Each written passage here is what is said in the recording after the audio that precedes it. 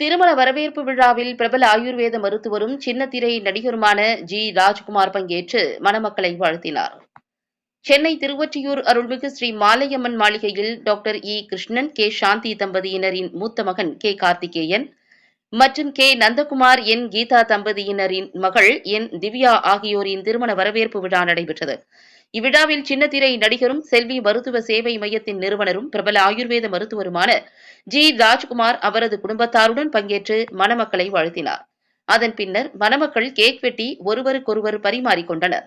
இதில் உறவினர்கள், நண்பர்கள் என ஏராளமானோர் கலந்து கொண்டனர். பப்ளிக் நியூஸ் டிவி செய்தியாளர் கிருஷ்ணகுமார்.